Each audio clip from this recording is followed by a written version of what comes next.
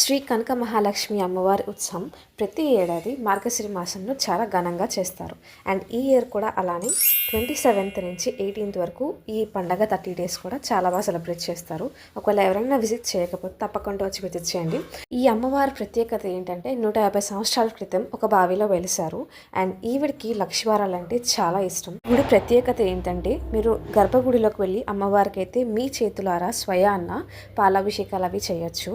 And ఇక్కడ మనకి భక్తులు లక్షలో రావడం వల్ల మీకు ప్రత్యేక దర్శనాలు అయితే చాలా విధాలుగా ఏర్పాటు చేస్తారు. అండ్ అమ్మవారి దర్శనం అయిపోయాక మెయిన్ పార్ట్ ఏంటంటే సంబరాలు.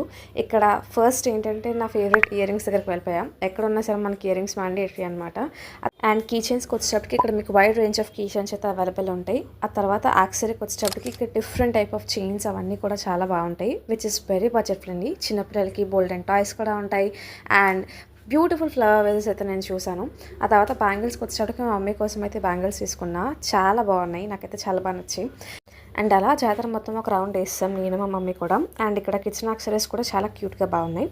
లాస్ట్ బట్ నాట్ లీస్ట్ ఏంటంటే భరతనాట్యం ఇలాంటి క్లాసికల్ ట్రెడిషనల్ డాన్సెస్ కూడా మీరు ఇక్కడ చూడొచ్చు. అండ్ దీని లొకేషన్ వచ్చేటప్పటికి మన 1 town ఏరియా విశాఖపట్నం దగ్గర ఉంటుంది. To visit.